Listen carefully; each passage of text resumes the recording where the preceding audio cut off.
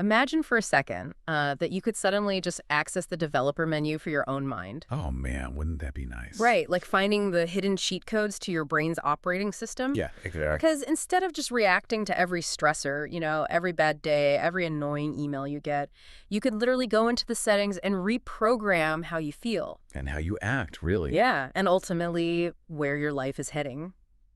So today, we are basically opening the source code of human behavior. We really are. We're looking at a massive stack of notes, summaries, and expert analyses on Tony Robbins' Awaken the Giant Within. Which is a classic for a reason. Exactly. We want to see if the claims about cognitive reframing and, behavioral mastery actually hold up to reality. Right, because the premise the author presents is that humans aren't just, at the mercy of their environment. Right. We can actually systematically alter how our brains process reality. Mm-hmm. And it relies heavily on concepts from neuro-linguistic programming, or NLP. Okay, let's unpack this. What exactly is NLP in this context? I mean, it sounds a bit like jargon you'd hear at some corporate retreat, It does. It really does. But at its core, NLP posits that there is a fundamental connection between neurological processes, language, and behavioral patterns that we learn through experience. Okay. So the book argues that by intentionally changing your language and your physical state, you can effectively rewrite your neural pathways. Wow, literally rewiring the brain. Exactly. The text claims this isn't just about fleeting motivation. Motivation is really just a temporary spike in dopamine. Right. It fades. Exactly. Yeah. What this is proposing is a structural, systemic change to your brain's actual wiring. So to test that claim, the sources start at the very foundation, which is making a decision. Yeah, the starting line. Think about the last time you promised yourself you'd start a new habit. You probably wished for it, but according to this text, you didn't actually decide. Yeah, the author makes a really sharp distinction here. The word decision actually derives from Latin roots, meaning to cut off.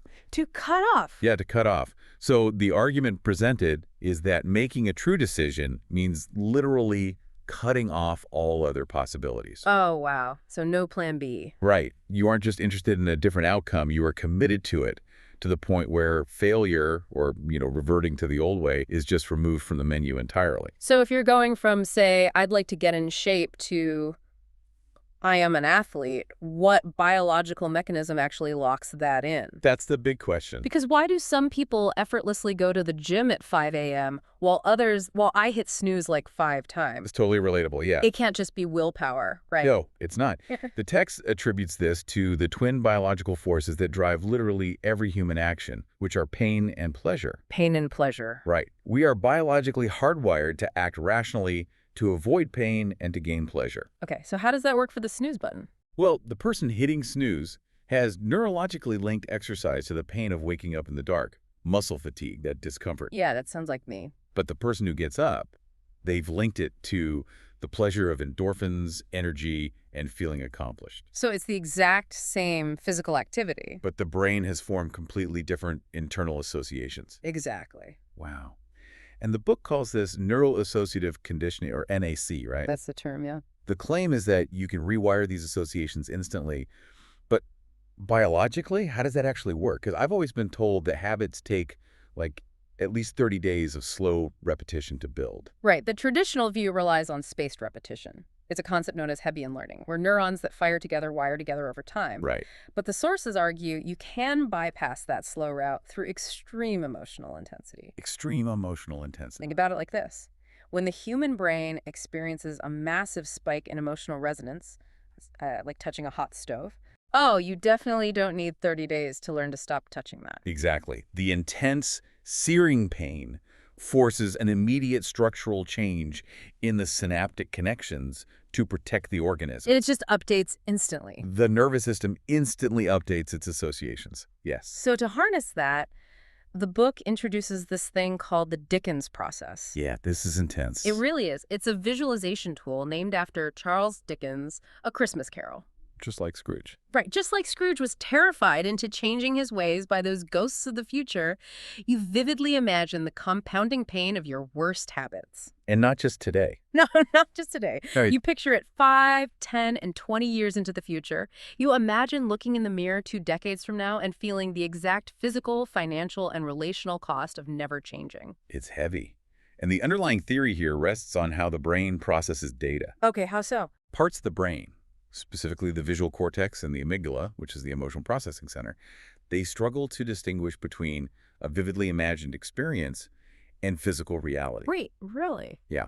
If you imagine that future pain with enough granular detail and, emotional weight, your brain registers it as actual trauma. It thinks it's really happening. Yes. It creates that hot stove effect internally, instantly rewiring your neuroassociations to avoid that future path at all costs. Wait, hold on. Is it really that straightforward to just visualize your way out of exhaustion? It's a fair question. Because if someone is completely overwhelmed by life, they are broke. They are stressed. They are completely burned out. Closing their eyes and picturing a sad future doesn't suddenly pay the rent or, fix their cortisol levels. No, it doesn't. So does this actually work for someone in the trenches? Well, the text acknowledges that when you are deeply overwhelmed, you are experiencing a state of emotional paralysis. Yeah. Your brain is trying to protect you by keeping you in a familiar holding pattern. Because even if that pattern is miserable, it's predictable. Better the devil you know. Exactly. So the Dickens process isn't presented as a magic wand that fixes external problems. It's a tool designed to break that internal paralysis. Oh, I see. The goal is to make the alternative, staying the same, so unimaginably painful that it provides the initial explosive leverage required to just escape the gravity of your current situation. So it's basically the rocket fuel to get you off the launch pad. Yes, perfectly said. But once you've used that massive leverage to make a true decision, you still have to execute. That's the hard part. Right. It's a random Tuesday morning. You're stuck in traffic. Your boss sends this incredibly passive-aggressive email, and then you spill coffee on your shirt. A classic terrible Tuesday. Right. The leverage from the Dickens process might keep you committed to your grand life goals, sure. But how do the sources say you handle the immediate emotional trap of just a bad Tuesday? So the framework offered for real-time emotional hacking is called the emotional triad. The emotional triad. Okay. The book argues that an emotional state isn't just a weather pattern that washes over you. It's a specific recipe consisting of 3 ingredients: Which are? physiology, focus, and language. Physiology seems to be the most immediate physical lever, right? Absolutely. The central idea here is that emotion is created by motion. The sources actually reference this classic Charlie Brown comic strip. Oh, yeah, the depressed stance. Yeah. Charlie Brown is hunched over, staring at the ground, and he says, "This is my depressed stance. If you're going to get any joy out of being depressed, you've got to stand like this." It's so true, though. He says, "The worst thing you can do is straighten up and hold your head high because you'll start to feel better." It perfectly illustrates the biological feedback loop called proprioception. Proprioception. Yeah. Your brain is constantly monitoring your body's posture, your breathing rate, your muscle tension, all to determine how it should feel. So it's taking cues from the body. Constantly. If you adopt the physiology of depression, shallow breathing, slumped shoulders, downward gaze, your vagus nerve signals your brain to keep producing stress hormones. So if you stand tall, pull your shoulders back, breathe deeply, and just smile, you force a biochemical shift. You do. The text even suggests a literal exercise of smiling in the mirror for 1 minute 5 times a day. And it sounds silly, but by physically contracting those specific facial muscles, you are sending a mechanical signal to the brain, Telling it to be happy. telling it that it's time to alter the cocktail of neurotransmitters, which effectively overrides the previous emotional state. But changing your posture isn't enough if your mind is still fixated on a massive problem, right? Right. Physiology is only part 1. Your physiology has to work in tandem with where you direct your attention, which the sources call your focus. Focus, yes. I used to think of focus like a camera lens, like you only see what you pointed at. Sure. But honestly, reading this, it feels more like an algorithmic filter on social media. Oh, that's a great comparison. Right. If you interact with angry, frustrating content, the algorithm feeds you more of it until your entire feed makes it look like the world is ending.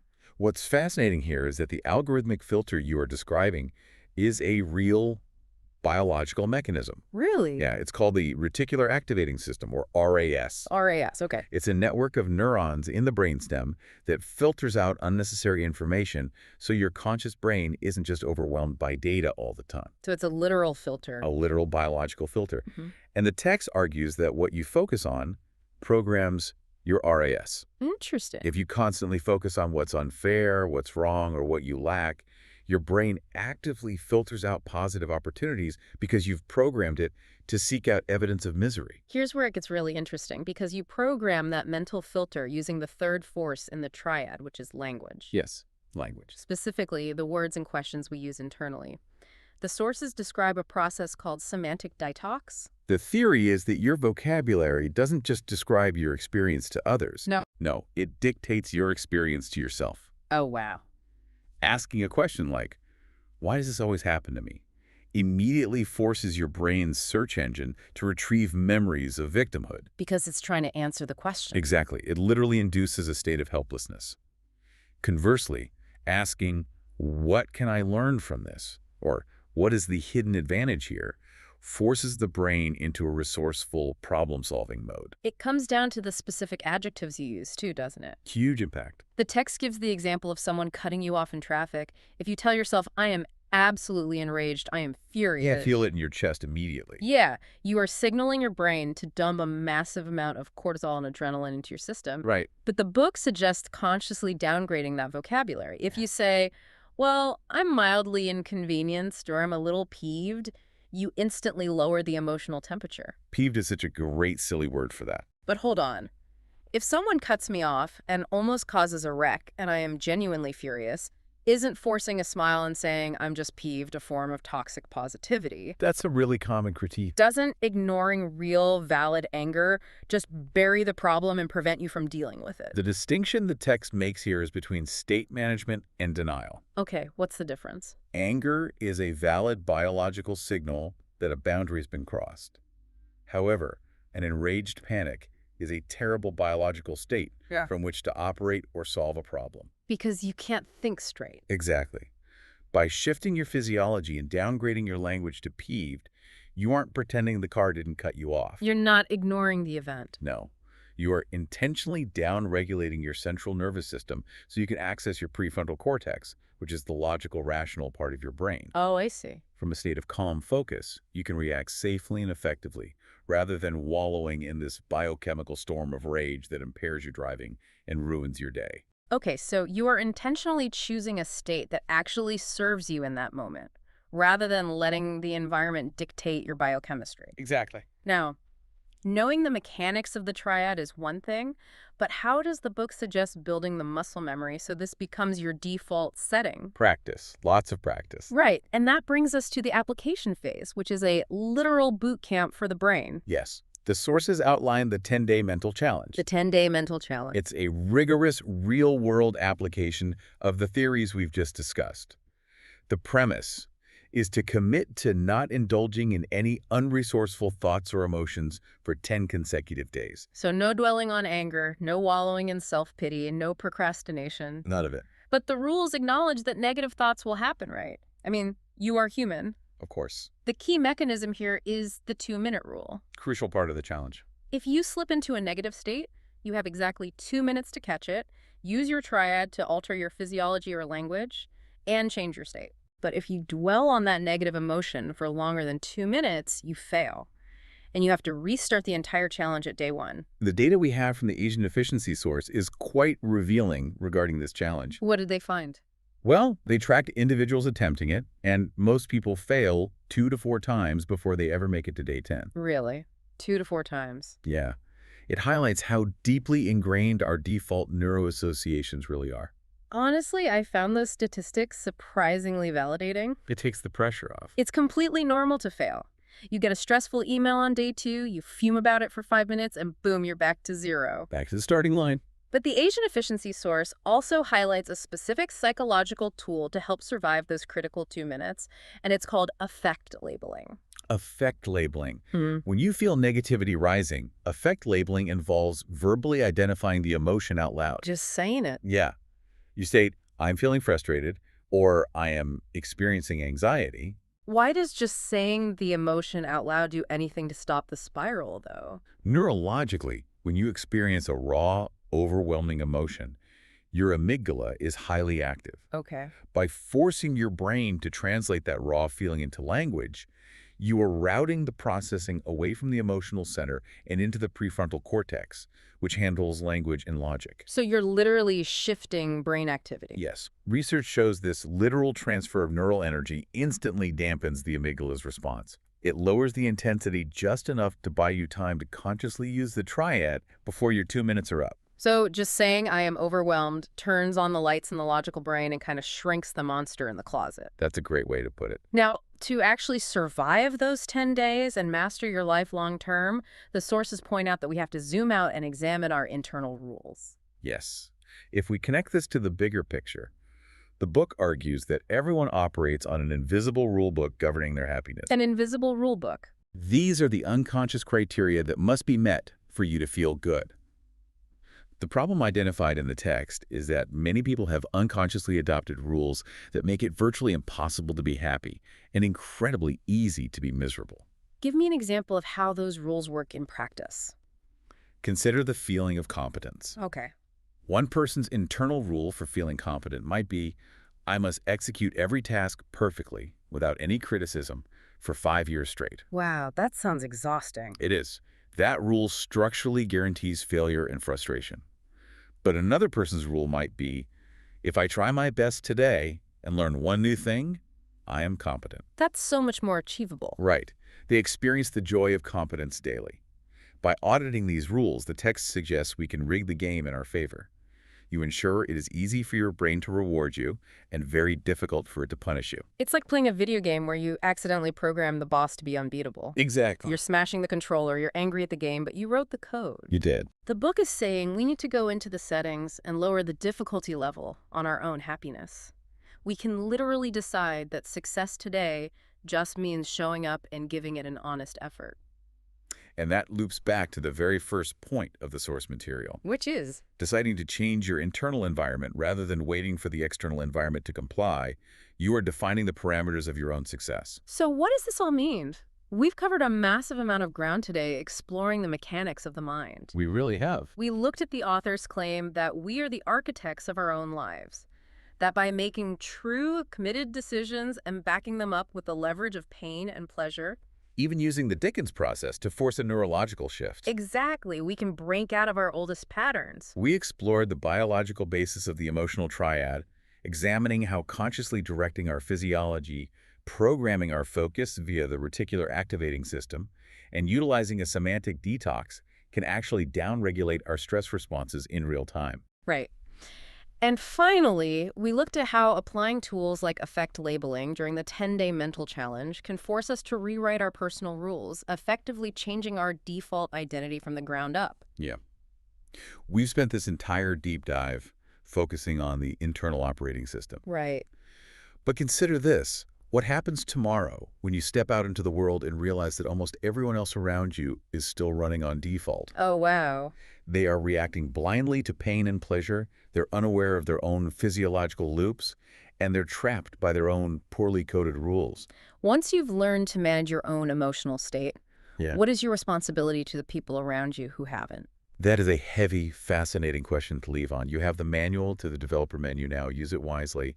Thank you so much for joining us on this deep dive. Keep questioning, keep learning, and we'll catch you on the next one.